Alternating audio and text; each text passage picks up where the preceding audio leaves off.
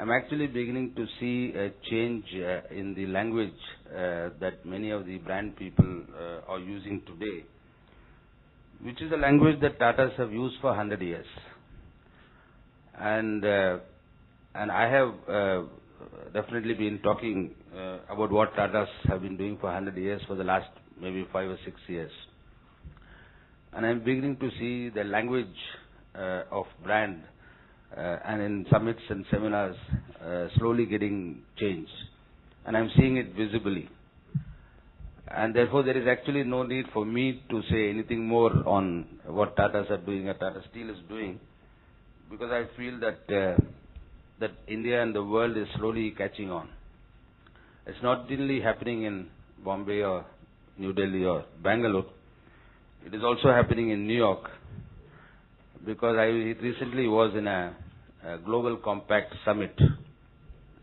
Global Compact is an organization which was founded by Mr. Kofi Annan, the current Director General of the United Nations. And the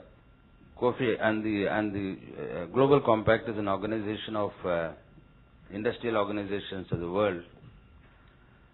And there were originally 12 founder members, of which there was one from India, which is Tata Steel. And this idea of this Global Compact is to get corporates think in terms of a triple bottom line, which is environmental, social and financial. And they said that all these corporations put up these financial reports which has got some red and green marks and there is a bottom line and things like that. But there are more important bottom lines of industrial corporations, and therefore people need to pay attention. And that is this Global Compact seminar. And this Global Compact annual session was held in the UN General Assembly, and Mr. Kofi Annan addressed now the Global Compact from about 12, which was in 1998 or 99, it has now grown to some 3,000. And there are several people who have written to me after that seminar was over, and I got a letter just a couple of days back that which is from somebody in Sweden, which said that, dear Mr. Muthuraman, I heard you speak at the Global Compact, and I now realize, and I went through your website and I got all your publications, I now realize that this Global Compact did not start in New York. It actually started in Jamshedpur 100 years back. That is exactly the letter that I got just about a week ago. Anyway, I'm happy to be here at this brand summit, and I know that there is a lot of hype and noise on branding these days. Recently, just about 2 weeks ago, we had a brand summit in Jamshedpur. About a couple of months ago, we had a brand conclave in Calcutta, where Noel Kapferer was there, the current international brand guru. And I know there's a lot of discussions are going on. So while I am happy to be here, I am also conscious of the fact that some of you may be wondering as to why is the steel guy, steel and brand don't seem to have any relationship with each other and totally unrelated topics. Why is it that this guy is coming and talking about brand? I take a view that, commodity is really a mindset. Somebody said steel is a commodity and so on, and lots of people say it, and sometimes people who are quite close to me also say it, and which I don't like it. And, I take a view that there is nothing like a commodity. Commodity is really a mindset. Because everything is differentiable. Each one of you in this hall is a person different from the other. There is nobody who's exactly like the other person. Every single product in the world, every single breakfast that you can have in every single hotel in this country or anywhere in the world is different. An omelette is different from one place to the other place, even though the origin is the same. So every single thing in the world is differentiable. And we have a mindset of something not being able to differentiate. And talking of steel, I can tell you there are something like more than 20,000 varieties of steel in the world, a little more than the number of cars that are in the world.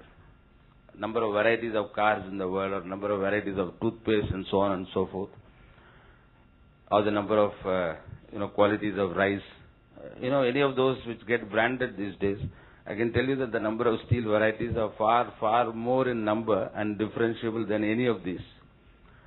And just steel happens to be a little more useful to improving the quality of life of the human civilization than many, many things which get branded these days.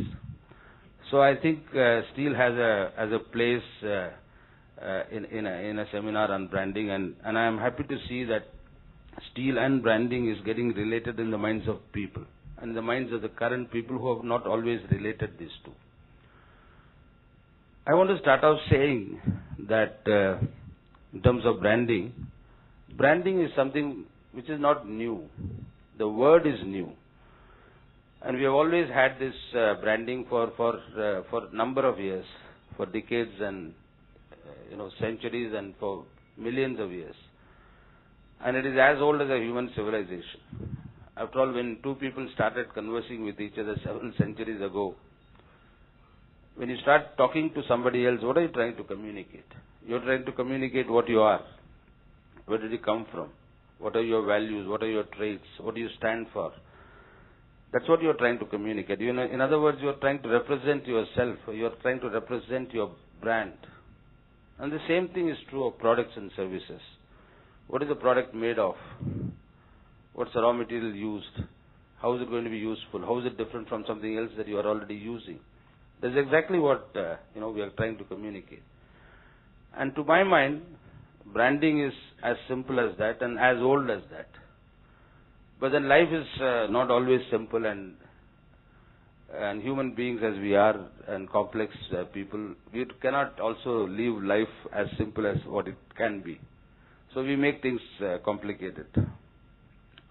And there are also millions of producers, and there are billions of customers, and there is a lot of noise in the market, and you have to get above the threshold, to be seen and heard in that tremendous amount of noise that's happening in the world. And therefore, we have now started talking about perceptions. Perceptions being reality. We often use the word. After all, perception is reality. Really, what we should be saying is that we need to know the reality. Quite different from perceptions. That's what we should be saying. But since we don't have the time to understand reality, we don't have the time and the patience to look at reality, we often sort of hide behind the statement that perception is reality. Perception is not reality. There is in fact a thick wall between perception and reality, and often the job of the brand gurus and the people who have created brands is often to make that wall thicker.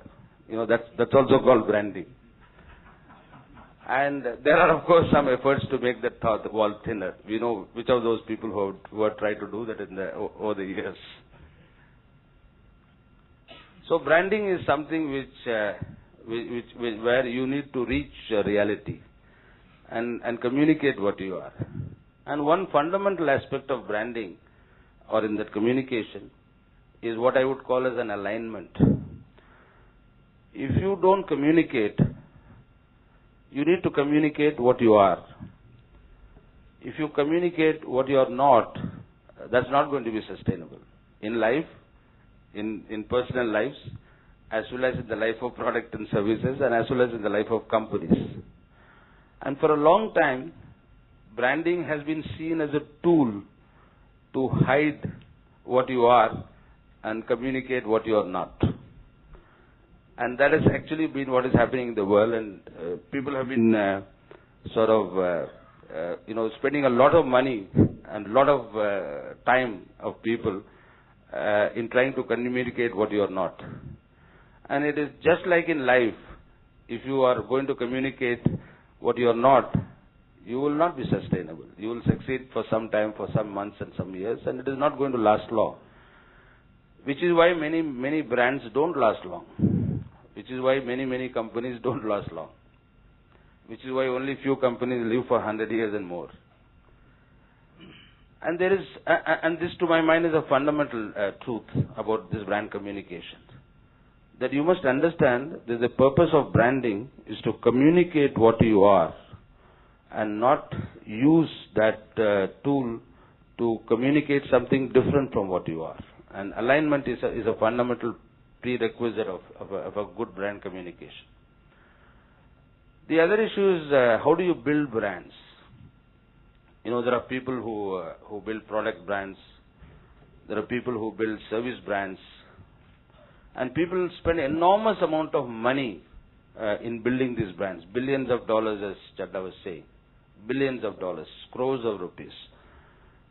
We put names of companies or products in the cricket bats of people and lots of in the caps of cricketers and all kinds of things we do. And you spend enormous amount of money.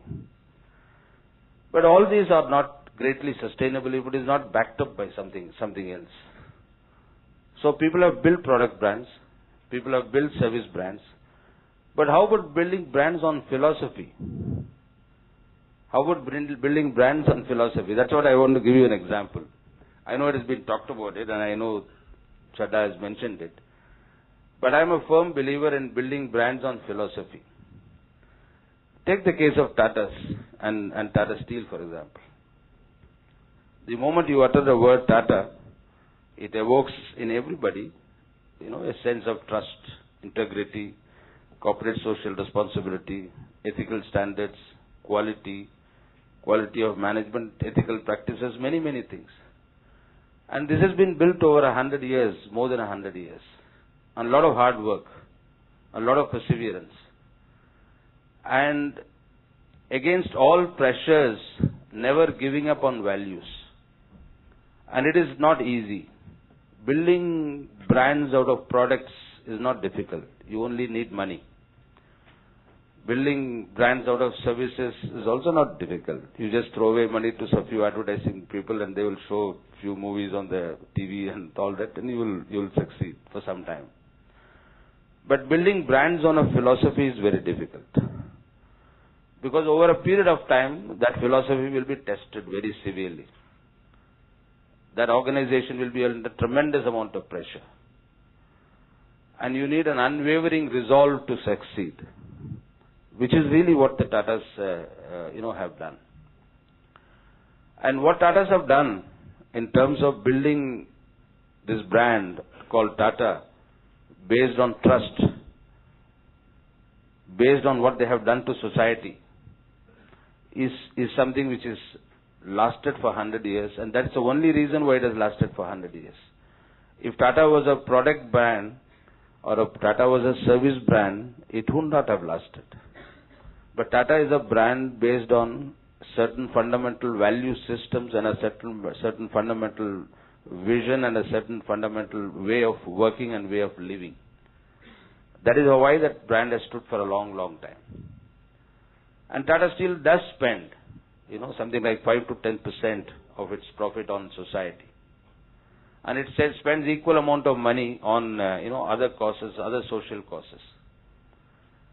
And I often tell my colleagues that if Tata Steel's products and services enjoy a certain position in the marketplace, it is far more because of the fact that Tata Steel enjoys a reputation of corporate social responsibility and ethical practices, and we are a member of the Corporate Global Compact, and we have done so much, and people remember in villages and rural areas. And a very, very small amount is only due to the amount of money that we spend on, on the TV advertisements and things like that, or product brandings and so on. While I know one of my colleagues is going to speak in the afternoon, and he's going to talk to you about brands that we have created, and we have succeeded in creating a brand. And it is important in today's context, and there is no doubt about it. Because if you've got a noise in the world, and if you've got a certain, shall we say, mental maturity in the marketplace, which will understand only certain things and which will not understand certain other things which ought to be really understood, then you need to descend down to that kind of marketplace. In my mind, that is exactly what we have done by creating brands. But the brand that we created over the last 100 years, in terms of corporate social responsibility and so on, is really the brand that will survive for long. And anything else that we may do will just an add-on to just please the if I may use a very crude word, IQ levels of the marketplace, and really nothing more. So I just want to leave you with three key messages. Message number one is that there is nothing like a commodity. Everything is differentiable. But you must have a solid content to differentiate. That's one message. The second message is one of alignment.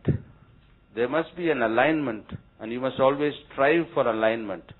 You won't have that at all times, but you must always strive for alignment between what you are and what you are trying to communicate to the world.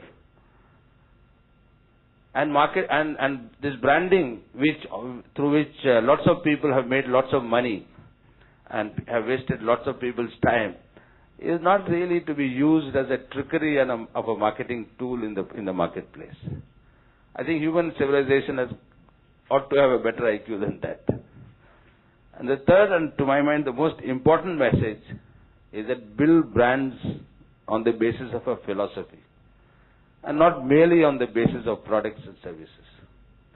And building brands on the basis of philosophy is very, very, very tough. And it actually costs a great deal of more money. But the money is not going to a Sachin Tendulkar or a Saurav Ganguly who have already got a lot of money. The money is going to these poor villages who don't have money and whose lot we need to uplift. That's why the money is spent. So my third message is build brands on the basis of a philosophy.